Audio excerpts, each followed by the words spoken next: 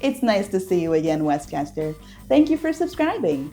It is Thursday, July 2nd, 2026. It is 90 degrees outside, and I'm Benita Ties with the Westchester Chronicle. Every month, people from around the world are sworn in as new Americans. On Friday, June 27th, to honor America's upcoming 250th birthday, this month's naturalization ceremony was held at the Founding Ford in Phoenixville, just miles away from Valley Forge. An impressive statue of President George Washington looked down upon the gathered crowd. 63 soon-to-be citizens from 17 countries ready to swear their allegiance to the country he fought to create 250 years ago. Because of the special occasion, several government officials were in attendance, including Governor Josh Shapiro, State Senator Carolyn Comita, State Representative Chris Pielli, and Westchester Mayor Lillian DeBaptiste. After a couple of speeches, it was finally time for the main event. District Adjudication Officer Jillian Kosanoski then asked everyone to stand and raise their right hand. Then Chester County Prothonotary Alex Christie administered the oath of allegiance. Raise your right hand and repeat after me, please. I hereby declare on oath that I absolutely and entirely renounce and abjure all allegiance and fidelity to any foreign prince, potentate, state, or sovereignty.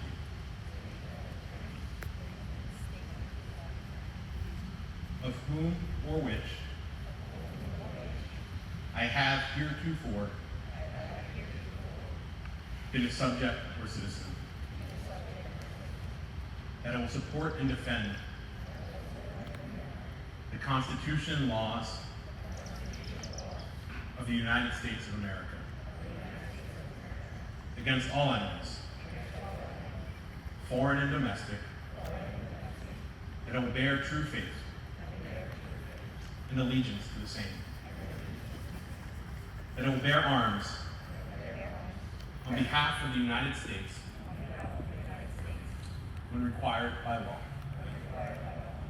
that I will perform non-combatant service in the armed forces of the United States when required by law, that I will perform work of national importance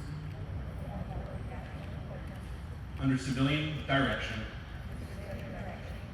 when required by the law, and that I take this obligation freely without any mental reservation or purpose of evasion. So help me God. Congratulations. With that, America grew. The newly sworn-in citizens were then called by name, and then they came to shake hands with the governor and prothonotary and receive their paperwork. Our editor Kyle Hudson got a chance to speak with some of America's newest citizens after the event. Well, I originally came here 20 years ago, so did the green card holder twice. My son was born in Germany. He's half American. I was married, came over here, and I've been here ever since and never left. From application to the waiting times to interviews, and then you got scheduled for the oath, got canceled for the oath, got scheduled again. So it's a long process with the interviews. There's a lot of studying. And what are you looking forward to the most now that you're a citizen? That I can travel without constantly getting pulled aside with the green card, and that I can vote. It's relieving. It definitely is. I've been shaking up there. My legs kept on shaking. I'm definitely there. It's awesome. It's hard to believe that it's done with right now. We also got to interview with Rich Pagano, former president of the Pennsylvania Society Sons of the Revolution. It is actually in our bylaws to support naturalization ceremonies because we believe, as our mission, to preserve the memory of those who fought for the revolution from whom we descend, that it doesn't end with them, that's just the beginning of the story. Cool. Do you have any message to the people who just became Americans? We welcome you. We are very proud to have you as fellow Americans. Those that fought for the revolution 250 years ago were not all one people. They were English, Irish, Jewish, Catholic. They were a panoply back then, and that was the beginning of what has become a much bigger quilt here in America, and we're really proud that you are adding to it. We would like to thank the Chester County Bar Association, one of the co-sponsors of the event, for inviting us.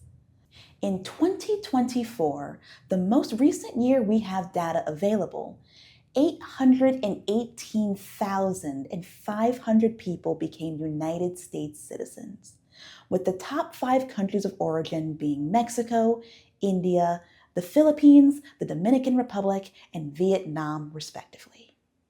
Exton Square Mall permanently closed its doors on Tuesday, June 30th. The rise of online shopping, combined with the mall's steady reduction of tenants, as well as the building's crumbling infrastructure, contributed to the Exton Staples decline after 53 years in West Whiteland Township. The mall opened its doors in 1973 and since then had been home to retailers big and small.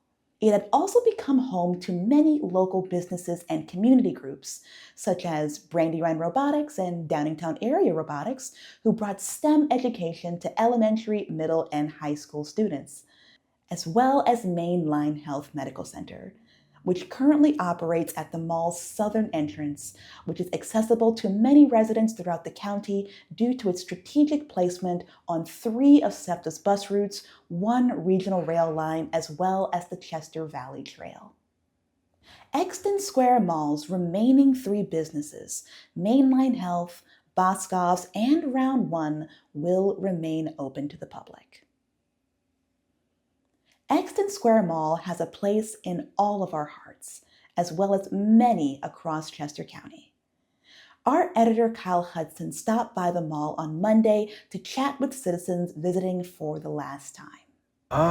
Just coming here to document a landmark of Pennsylvania, Malls were such an important part of American history, like post-World War II, especially this mall, and, to see it go, we wanted to come here and kind of document those last days and see it in its glory before it's turned into another open air thing.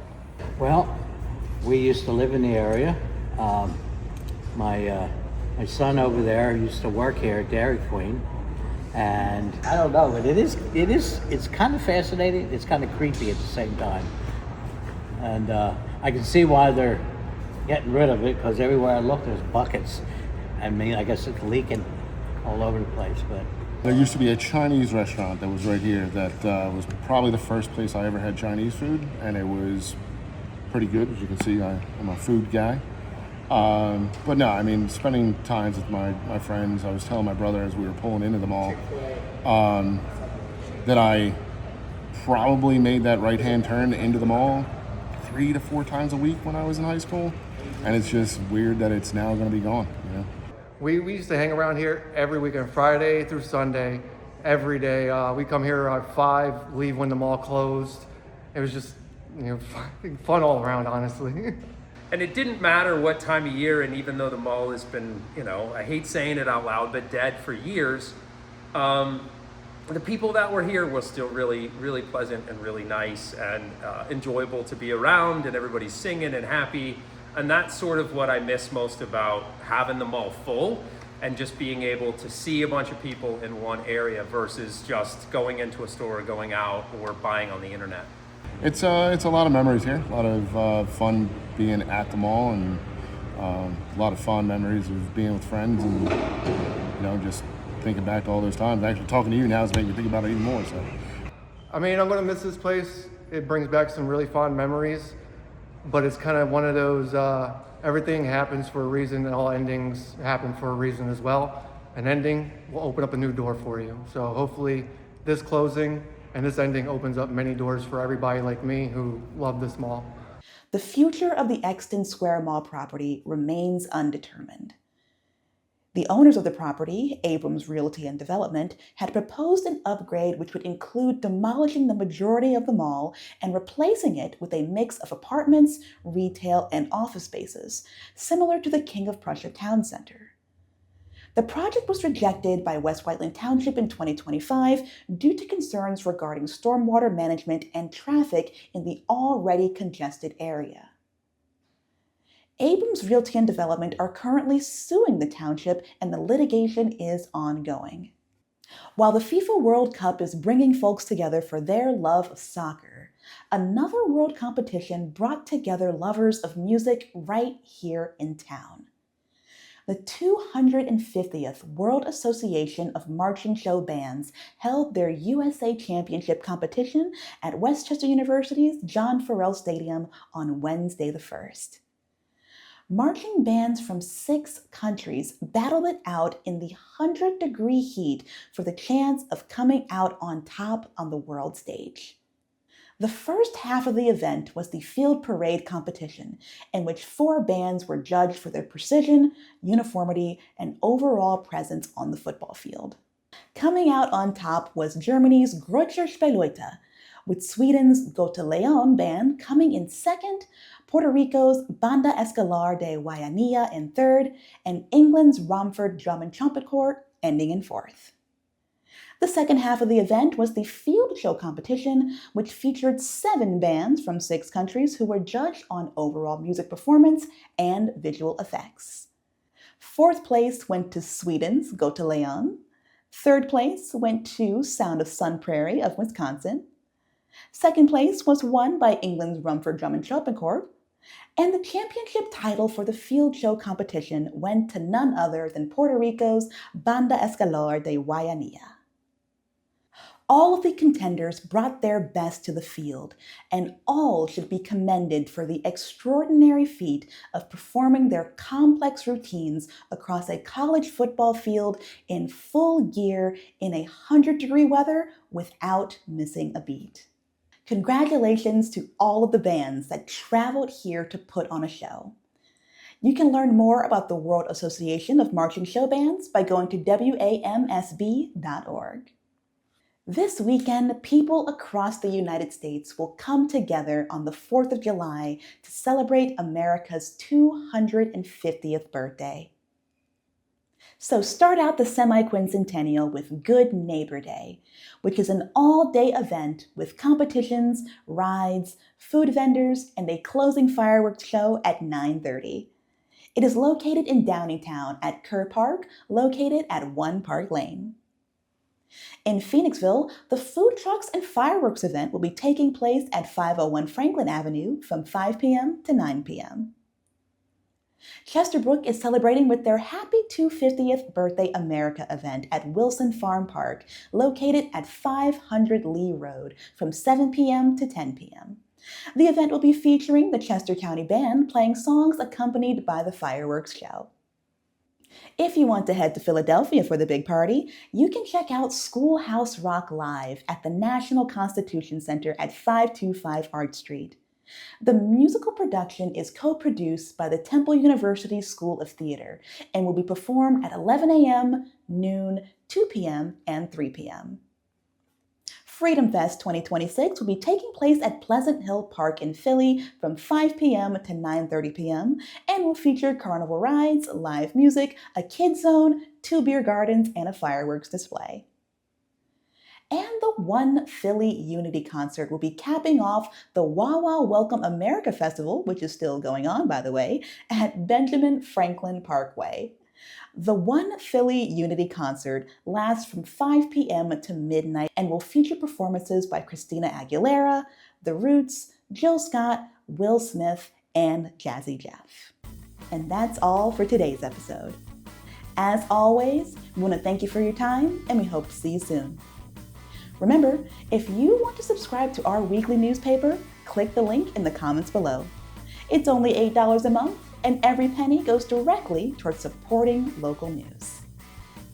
I'm Benita Ties with the Westchester Chronicle, and we want to wish you a very happy, safe, and cool 4th of July. Happy birthday, America.